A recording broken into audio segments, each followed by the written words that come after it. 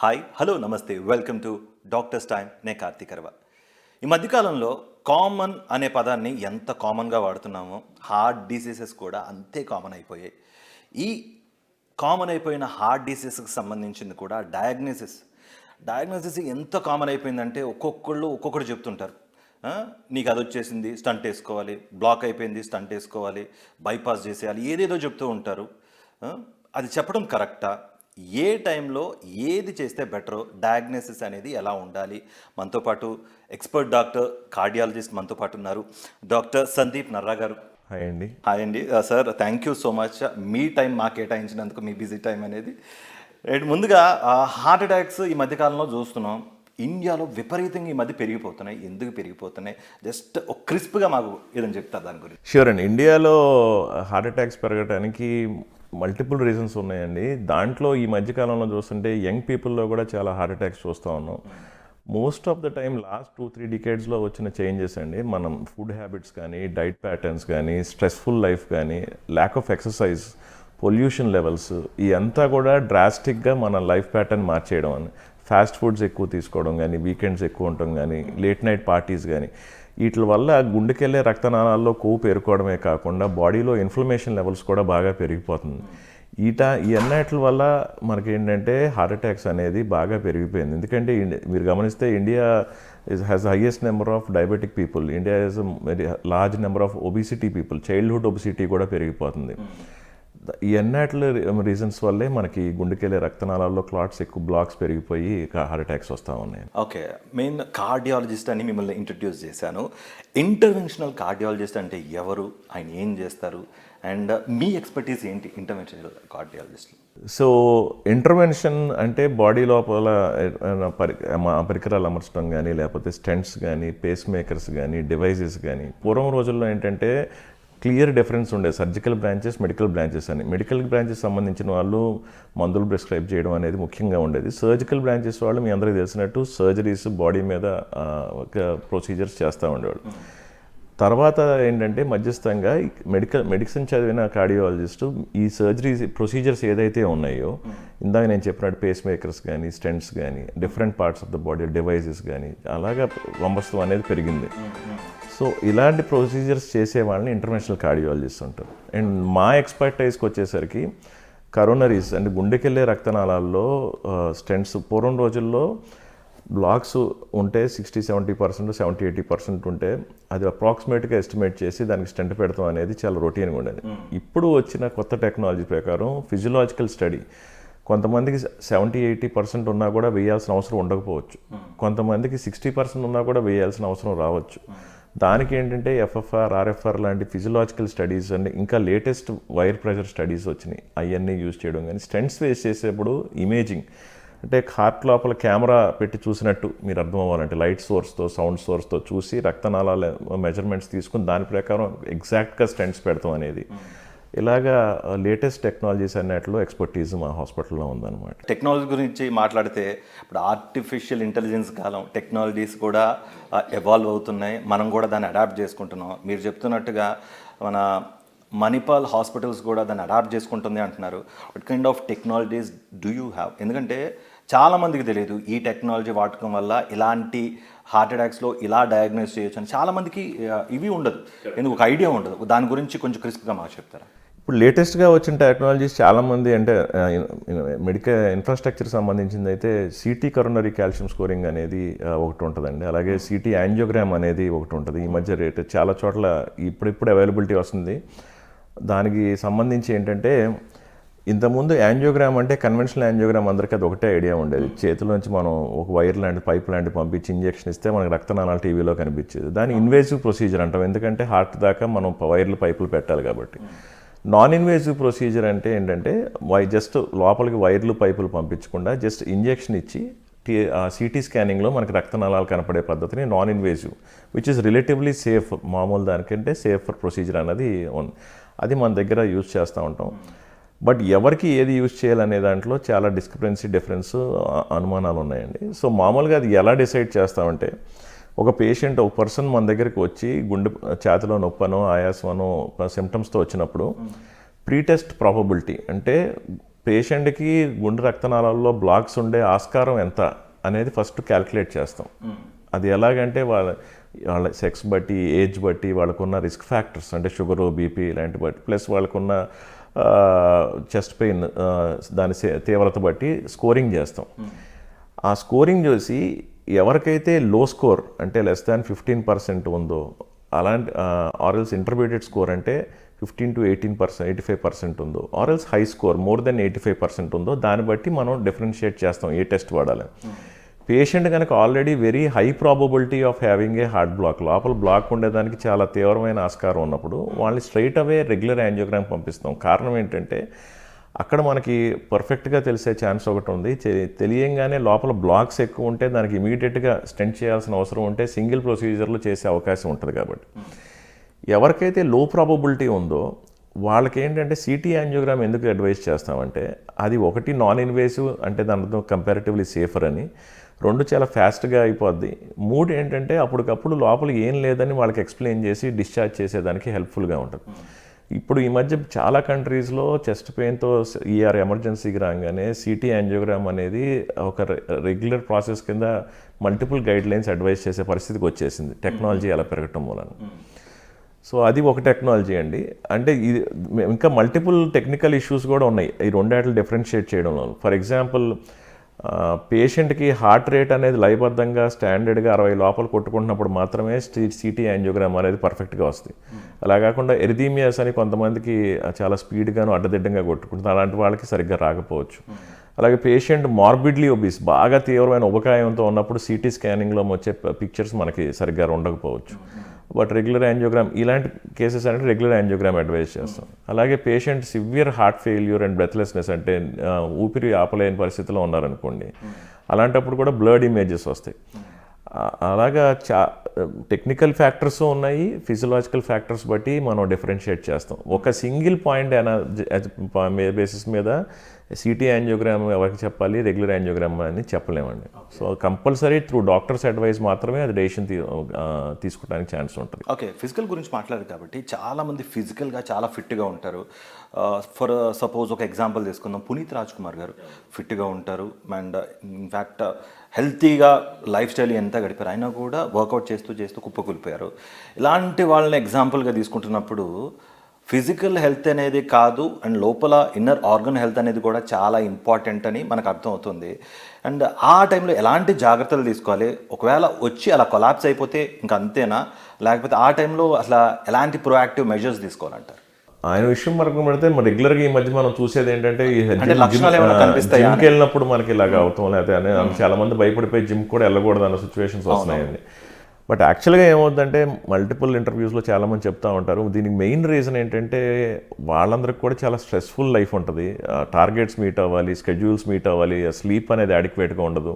And కొంతమంది ఏంటంటే జిమ్కి వెళ్ళంగానే ప్రొఫెషనల్స్ అయితే చేయరు, కానీ బిగినర్స్ ఏంటంటే ఆ ప్రీ వార్మప్ ఎక్సర్సైజెస్ అనేది చేయకుండా ఒక్కసారిగా వెళ్ళి వెయిట్స్ ఎత్తడం కానీ ఇలాంటివి చేస్తే ఒక కోల్డ్ ఇంజిన్ కిక్ స్టార్ట్ చేసినట్టు ఒక్కసారిగా బాడీలో సింపథెటిక్ డ్రైవ్ అనేది వస్తుంది అనమాట.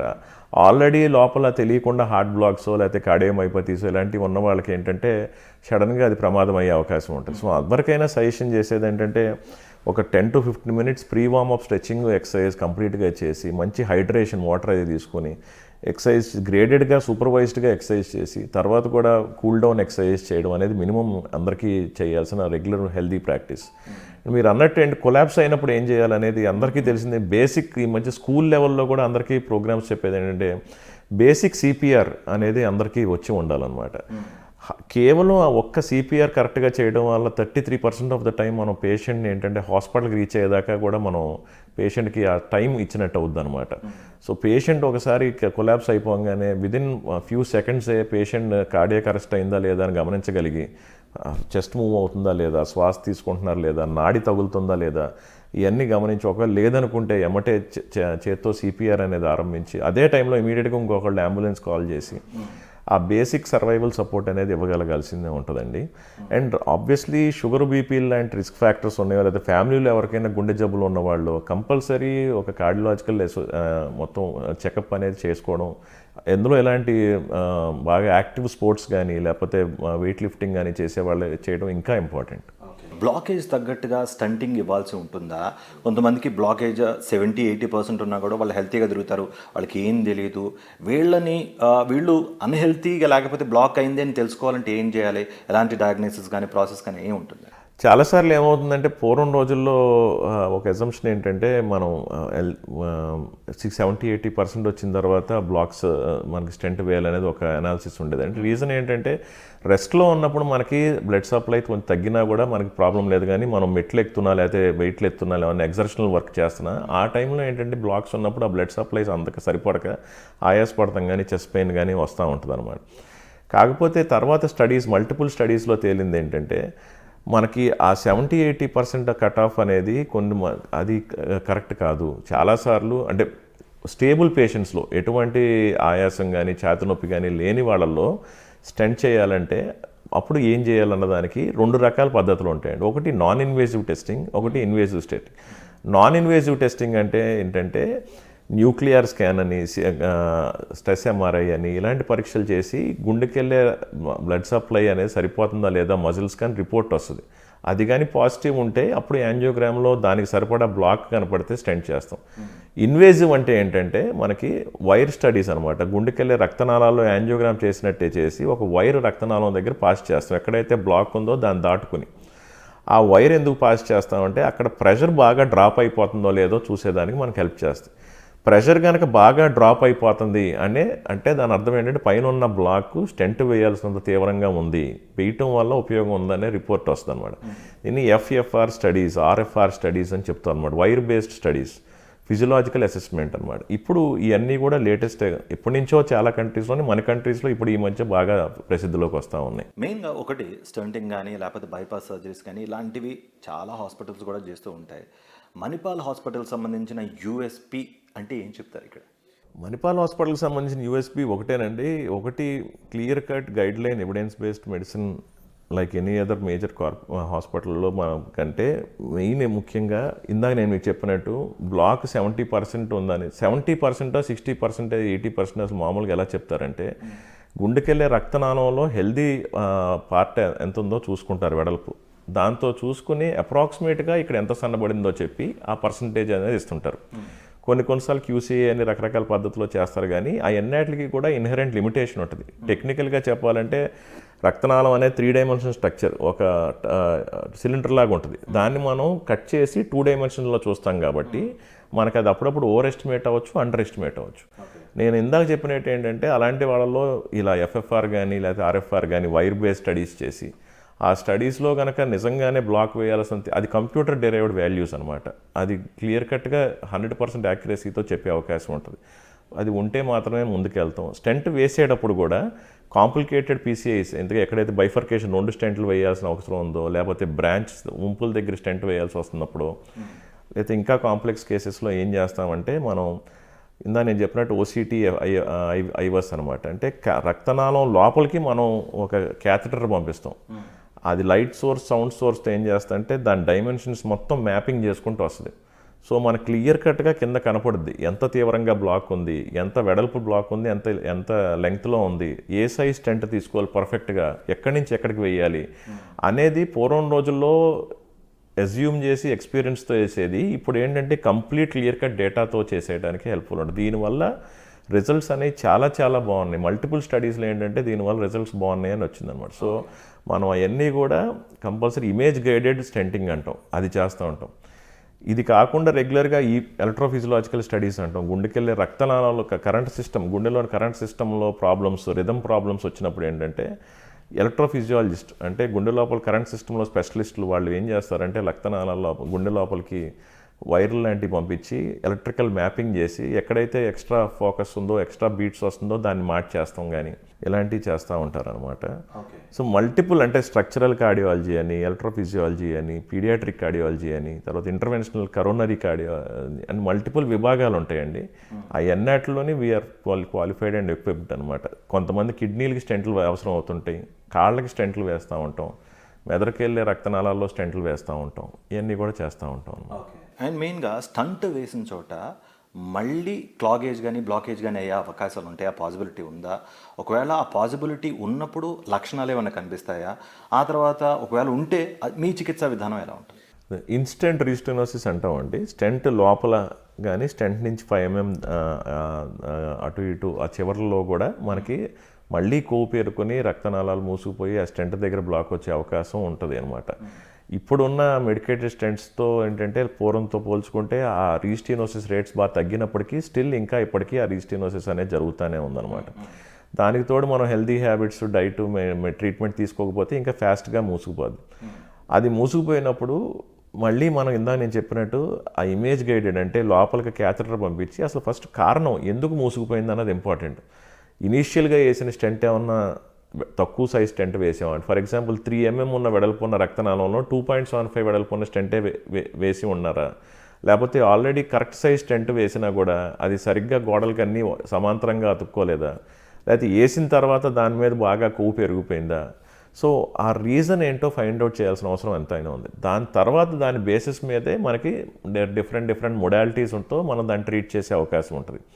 సో ఆల్రెడీ స్టెంట్ వేసినప్పుడు లోపల బ్లాక్స్ ఏర్పడితే స్టెంట్ మీద దాన్ని ఏంటంటే మల్టిపుల్ పద్ధతులు, ఒకటి డ్రగ్ ఎల్యూటింగ్ బెలూన్ అంటాం, అంటే మందు పూసిన బెలూన్ పంపించి అక్కడ మనం డ్రగ్స్ డిపాజిట్ చేసి వచ్చే పద్ధతి ఒకటి, లేకపోతే స్టెంట్ లోపల మళ్ళీ ఇంకో స్టెంట్ వేసే అవకాశం ఉంటుంది అనమాట. ఆర్ఎల్స్ ఆ స్టెంట్ బాగా తీవ్రంగా మూసుకుపోయి మల్టిపుల్ బ్లాకేజెస్ ఉంటే బైపాస్కి పంపించాల్సిన ఛాన్సెస్ ఉంటాయి. ఓకే, ఒక హెల్తీ పర్సన్ కూడా అంటే నా ఆర్టరీస్ కానీ లేకపోతే ఇవి బ్లాకేజ్ ఉందా లేదా తెలుసుకోవడానికి యాంజియోగ్రామ్ ఒకటే మార్గమా, లేకపోతే న్యాచురల్గా మనకి కొన్ని హింట్స్ కానీ కొన్ని తెలుస్తూ ఉంటాయి, లక్షణాలు కానీ మనం వాటిని కొంచెం అశ్రద్ధ చేస్తూ ఉంటాం. అలాంటి వాళ్ళకి ఎలాంటి లక్షణాలు కనిపిస్తే మనం అన్హెల్తీ అని తెలుసుకోవడానికి న్యాచురల్ పద్ధతిలో ఏమేమి లక్షణాలు కనిపిస్తాయి మనకి? న్యాచురల్ పద్ధతి అంటే ఒక్కసారి పేషెంట్కి మెయిన్ చూసుకోవాల్సింది వాళ్ళ రిస్క్ ఫ్యాక్టర్స్ అండి. అందరికీ చాలా ముఖ్యంగా చెప్తూ ఉంటాం అనమాట. ఇందాక నేను చెప్పినట్టు బాగా ట్రెడిషనల్ రిస్క్ ఫ్యాక్టర్స్ అంటే smoking, alcohol, diabetes, hyper tension, obesity ఇవన్నీ ఉంటే ఫ్యామిలీ హిస్టరీ, ఆల్రెడీ ఫ్యామిలీలో ఎవరికైనా గుండెపోటు వచ్చింది వాళ్ళకి ఏంటంటే గుండెకెళ్ళే రక్తనాళాలు కొవ్వు పేరుకునే రిస్క్ చాలా ఎక్కువ ఉంటుంది. వాళ్ళు కంపల్సరీగా ఈసీజీ, 2D ఎకో, TMT లాంటి బేసిక్ టెస్టింగ్ మాత్రం చేయించుకుంటూ ఉండాలి. చాలాసార్లు ఎటువంటి సిమ్టమ్స్ లేకుండా కూడా కొవ్వు తీవ్రంగా పేరుకునే అవకాశం ఉంటుంది. సో ఫస్ట్ థింగ్ ఏంటంటే రిస్క్ ఫ్యాక్టర్స్ ఎవరైతే ఉన్నారో వాళ్ళు చాలా ప్రొయాక్టివ్గా టెస్టింగ్ అయితే చేసుకోవాలండి. 2 ప్రొయాక్టివ్గా రిస్క్ ఫ్యాక్టర్స్ లేని హెల్దీ ఇండివిజువల్స్, ఇందాక నేను చెప్పినట్టు కాంటాక్ట్ స్పోర్ట్స్ కానీ లేకపోతే సివియర్ వెయిట్ లిఫ్టింగ్ వెళ్దాం అనుకున్నా కూడా వాళ్ళకి ఏంటంటే కొంతమంది జన్యుపరమైన ప్రాబ్లమ్స్ వల్ల కానీ కార్డియోమైపతీస్ అంటాం, కార్డియాక్ మజిల్ ఆల్రెడీ ప్రాబ్లంలో ఉండొచ్చు. సో వాళ్ళు కూడా ఏంటంటే టెస్టింగ్ చేయించుకొని కార్డియోమైపతీస్ కానీ ఎరిథీమియాస్ కానీ ఇలాంటివి ఏమీ లేదు అని నిర్ధారించుకున్న తర్వాతే ఆ హెవీ కాంటాక్ట్ స్పోర్ట్స్ కానీ లేకపోతే వెయిట్ లిఫ్టింగ్ లాంటి వాటికి వెళ్తానికి మంచి. రికవరీ టైం అయినా ఉంటుందా? స్టంట్ కానీ లేకపోతే బైపాస్ చేసిన తర్వాత వీళ్ళకి రికవరీ టైం కానీ ఏదైనా ఉంటుందా? తర్వాత ఫిజికల్ యాక్టివిటీ అంటే అంతకుముందు ఈ సర్జరీ జరగకముందు వరకు, స్టంట్ కానీ సర్జరీ జరగకముందు వరకు గుండె పనితీరు ఒక విధంగా ఉంటుంది, స్టంట్ సర్జరీ అయిన తర్వాత గుండె పనితీరు ఒక విధంగా ఉంటుంది. ఫిజికల్ యాక్టివిటీ స్ట్రెయిన్ ఎలా తీసుకోవాలి ఏంటి దాని గురించి? కార్డియాక్ రీహాబిలిటేషన్ అనే ఒక కాన్సెప్ట్ ఇంకా ఇండియాలో ఇప్పుడిప్పుడే మొదలవుతుందండి. సో రీహాబిలిటేషన్ అనేది మీరు అన్నట్టు ఏంటంటే బైపాస్ జరిగిన పేషెంట్స్ని డే 1 నుంచి కూడా గ్రేడెడ్గా పేషెంట్ ఫస్ట్ ముందు ఇక్కడ హాస్పిటల్లో నడిపిస్తాం, కానీ దాని తర్వాత ఏంటంటే మెల్లగా కొన్నాళ్ళు డిశ్చార్జ్ అయిన తర్వాత లిమిటెడ్గా నడిపిస్తాం, కానీ ఇలాంటిది సూపర్వైజ్డ్ రీహాబిలిటేషన్ ప్రోగ్రామ్స్ అనేవి ఉంటాయి. మన ఇండియాలో ఇంకా సూపర్వైజ్డ్ రీహాబిలిటేషన్ ప్రోగ్రామ్స్ అంటే ఎక్స్పర్ట్స్ ఒక సూపర్విజన్లో గ్రేడెడ్గా ఎక్సర్సైజ్ ఇంటెన్సిటీ అనేది పెంచుకుంటూ పోవడం అనేది జరగాలి. యాక్చువల్గా అది ఉండదు. కాబట్టి యాక్చువల్గా ఏం చేస్తామంటే హార్ట్ అటాక్ వచ్చిన వాళ్ళలో కూడా కండ డ్యామేజ్ అయ్యి పంపింగ్ తగ్గిందా లేదా అనేది చాలా ఇంపార్టెంట్ అండి. ఆల్రెడీ సివియర్గా కండ డ్యామేజ్ అయ్యి పంపింగ్ తగ్గిన వాళ్ళకి రెస్ట్ అనేది కంపల్సరీ ఇస్తాం. 1 to 2 months ఇచ్చిన తర్వాత వాళ్ళ మళ్ళీ నెక్స్ట్ ఫాలోఅప్లో వాళ్ళ పంపింగ్ యాక్టివిటీ ఎలా ఉంది, వాళ్ళ సిమ్టమ్స్ ఎలా ఉన్న దాన్ని బట్టి గ్రేడెడ్ ఎక్సర్సైజెస్ అనేది స్టార్ట్ చేస్తాం అనమాట. సో కంపల్సరీ పేషెంట్కి మినిమం ఒక 1 week to 1 month రెస్ట్ అనేది వాళ్ళకున్న BP, pulse, heart pumping, 2D echo findings ఎన్ని వాటిని బట్టి అడ్వైస్ చేస్తూ ఉంటాం. ఈ మధ్యకాలంలో వర్క్ వల్ల స్ట్రెస్ రావటం కానీ లేకపోతే చాలా ఫ్యాక్టర్స్ వల్ల మనం స్ట్రెస్ ఎక్కువ అవుతున్నాం, బీపీలు పెరుగుతున్నాయి, ఒబిసిటీలు వస్తున్నాయి, షుగర్లు వస్తున్నాయి, which may lead to heart attacks అని చెప్పి ఏది ఉన్నా కూడా మీకు ఇట్ లీడ్స్ టు క్యాన్సర్ అన్నట్టుగా కూడా ఈ మధ్య కాలంలో ఏది ఉన్నా కూడా it leads to heart attack అన్నట్టుగా కూడా చెప్తున్నారు. మరి ఇది రాకుండా ఉండడానికి ఒక మనిషి ఏం చేయాలి? హెల్తీ లైఫ్ అనేది ఓకే కాదంట్లా అన్నీ బ్యాలెన్స్ చేసుకోవాలి. అది ఎలా ఏం చేయాలి? ఎవరికి ఐడియా లేదు. ఇది చేస్తే ఓకే ఈరోజు వర్కౌట్ చేసేస్తున్నా, అది చేసేస్తున్నా, ఇది చేసేస్తా అంటారు. మరి ఏం చేయాలి? ఎట్లా ఉండాలి? ఒక లైఫ్ స్టైల్ అనేది, స్లీప్ ఎట్లా ఉండాలి, ప్యాటర్న్ ఎట్లా ఉండాలి? మెయిన్ థింగ్ అనేది కన్సిస్టెన్సీ అండి. చాలాసార్లు ఏంటంటే మనం లావ్ అవుదాం ఫీలింగ్ వస్తాం, లేదా ఎక్కడో ఏదో న్యూస్ వింటాం, భయపడతాం, ఒక 1 month 2 months సివియర్గా ఎక్సర్సైజ్ చేస్తాం, తర్వాత మెల్లగా కాంపల్సెన్సీ వచ్చి మళ్ళీ మన రెగ్యులర్ లైఫ్ స్టైల్లో లేకపోతే అన్హెల్దీ హ్యాబిట్స్కి వెళ్ళిపోతాం. Consistency is very very important అనమాట. అండ్ అన్న వాటిల్లో కల్లా బాగా ప్రూవ్డ్ మెజర్స్ ఏంటంటే, ఒకటి యాడిక్వేట్ రిఫ్రెషింగ్ స్లీప్, కనీసం 6 to 8 hours of refreshing sleep అనేది చాలా ఇంపార్టెంట్. తర్వాత ఏంటంటే ఒబీస్ పీపుల్ కానీ ఇప్పుడు ఇంటర్మీడియట్ ఫాస్టింగ్ అనమాట. సో అందరూ చెప్పేది follow your hormonal pattern, enzyme pattern follow అయ్యి సాయంకాలం 7 లోపల తినేయగలిగితే, అది కూడా లైట్ డైట్ తీసుకొని 9 o'clockకి 9-10 ఆ టైంకి పడుకొని ఎర్లీ మార్నింగ్ 6 o'clockకి మన ఓల్డ్ స్కూల్ హ్యాబిట్స్ ఎవరైతే మనం ఇంతకుముందు మన ఎల్డర్స్ చెప్పేవాళ్ళు అలా ఫాలో అవ్వగలగటం. ప్రాబ్లం ఏమవుతుందంటే మనం లేట్ నైట్స్ లేచి ఉండేపాటికి ఏంటంటే మళ్ళీ ఆకలి వేయటం, మళ్ళీ మనం బింజ్ ఈటింగ్, ఆ టైంలో లేట్ నైట్ తింటాం, అదంతా కూడా మనకి గ్లూకోజన్ కింద, ఫ్యాట్ కింద కన్వర్ట్ అయిపోవడం, దానివల్ల ఏంటంటే ఇన్సులిన్ రెసిస్టెన్స్, షుగర్స్ లాంటివి రావడం జరుగుతూ ఉంది. సో ఎక్స్ట్రాడినరీగా చేయాల్సింది ఏం లేదండి. అందరికీ కూడా ఇంతకుముందు చెప్పినట్టే ఎర్లీగా తినండి, లైట్ ఫుడ్ తినండి, 7 లోపల, 9-10 కల్లా పడుకోండి, 6 to 8 hours, మార్నింగ్ 6కి లేకండి, ఒక 1 hour రెగ్యులర్ యాక్టివిటీ, ఏదో వాకింగ్ అనో జాగింగ్ అనో అలాంటివి చేయండి. అండ్ తినే దాంట్లో కార్బోహైడ్రేట్, ఇండియన్లో ఏంటంటే కార్బోహైడ్రేట్ ఫుడ్ ఎక్కువ, ప్రోటీన్ కంటెంట్ తక్కువ. సో అందరికీ మినిమం గైడ్ లైన్ ఏంటంటే మీ వెయిట్ బట్టి, ఫర్ ఎగ్జాంపుల్ మీరు 70 kgs ఉన్నారనుకోండి, 0.75 to 1 gram per kg of protein, అంటే 60 to 70 grams ఆఫ్ ప్రోటీన్ తీసుకోమంటారు. మనం కనీసం హార్డ్లీ 5 grams ఆఫ్ ప్రోటీన్ తీసుకోం. దానివల్ల ఏంటంటే ఇండియా లీన్ ఫ్యాట్ అంటారు, అంటే ఉండటానికి సన్నగా ఉంటాం కానీ ఆ వాళ్ళల్లో కూడా కొంత పొట్ట ఉంటుంది. ఆ సెంట్రల్ ఒబిసిటీ వల్లే చాలామందికి ఈ ప్రాబ్లమ్స్ అన్నీ వస్తాయి. అది రాకుండా మనం మెయింటైన్ చేయడానికి ప్రోటీన్ కంటెంట్ అనేది పెంచి, కార్బోహైడ్రేట్ అనేది తగ్గించి, అది కూడా ఎక్సర్సైజ్ అండ్ డైట్తో కలిపి చేస్తూ ఉంటే that is more than enough. And diet గురించి మాట్లాడారు కాబట్టి ఆఖరిగా ముగించే ముందు, మధ్య కీటో డైట్లు అనేది ఒకటి స్టార్ట్ చేశారు. కీటో డైట్ అంటే ఫ్యాట్ తీసుకుని ఫ్యాట్ కోసేయటం అన్నట్టుగా చెబుతూ ఉంటారు చాలామంది. ఒక పక్కన మన కొలెస్ట్రాల్ బ్లాకేజ్ అవడం వల్ల, ఆర్టరీస్ బ్లాకేజ్ అవడం వల్ల స్టంట్లు వేయాల్సిన పరిస్థితి వస్తుంది. కీటో డైట్ ఫాలో అయ్యే వాళ్ళు ఇలాంటి ప్రాబ్లమ్స్ ఉన్నప్పుడు వాళ్ళు ఫాలో అవ్వచ్చా, అయితే వీళ్ళు ఏ టైప్ ఆఫ్ డైట్ తీసుకోవాలి? ముందుగా అందరికీ ప్రూవ్డ్ డైట్ ఏంటంటే, డైట్లో చాలా కాంట్రవర్సీస్ ఉన్నాయి, చాలా రకాల గైడ్ లైన్స్ ఉన్నాయి, కానీ బట్ నా సైడ్ నుంచి పర్సనల్గా ఇచ్చే అడ్వైస్ ఏంటంటే balanced diet is very important అండి. ఏ ఒక్క న్యూట్రియంట్ ఎక్కువ తీసుకొని మిగతా న్యూట్రియంట్స్ని మనం మిస్ చేస్తే కంపల్సరీ న్యూట్రియంట్ డెఫిషియన్సీ వస్తుంది, విచ్ ఇస్ అన్హెల్దీ. బ్యాలెన్స్డ్ డైట్లోనే మెడిటరేనియన్ డైట్ అని అంటారు, బట్ మనం రెగ్యులర్గా అది వాడుక భాషలో అర్థం అవ్వాలంటే lots of vegetables and fruits ఎక్కువ తీసుకుంటా, తర్వాత ఫిష్ కానీ ఇలాంటివి తీసుకుంటా, అన్నెసరీ రెడ్ మీట్ కానీ, అన్నెసరీ కార్బోహైడ్రేట్స్ కానీ, ప్రాసెస్డ్ ఫుడ్ మెయిన్గా. ఇప్పుడు ఈ మధ్య ఏంటంటే ఎవ్రీథింగ్ మనకి అన్ని చోట్ల చాలా ఈజీగా దొరికిపోతుంది అనమాట ప్రాసెస్డ్ ఫుడ్. తర్వాత ఏంటంటే ఈ వెజిటబుల్ ఆయిల్స్, పామ్ ఆయిల్ ఇలాంటి అవి కట్ డౌన్ చేసి, అండ్ అన్నిటికంటే ముఖ్యంగా సాల్ట్ అనేది మామూలుగా ఏంటంటే 2.5 grams కంటే ఎక్కువ తీసుకోవద్దంటారు, ఇంకా బీపీ పేషెంట్లకు ఇంకా తక్కువ. బట్ ఒక నార్మల్ ఇండియన్ కుకింగ్లో పర్ డే మనం 12 to 15 grams ఆఫ్ సాల్ట్ తీసుకుంటాం, which is 5 to 6 times higher. So ఆ సాల్ట్ అనేది కట్ డౌన్ చేసేసి ఈ processed food, white processed flours ఇలాంటివి కట్ డౌన్ చేయగలిగితే మోర్ దెన్ ఎనఫ్ అండి. Balanced diet is very very important. I personally don't believe in other diets అండి, but this is subject to multiple different recommendations. Okay అండి, thank you so much for your time and expertise. Thank you అండి. ఇది వాళ్ళ doctors time, and stay tuned to Sakshi.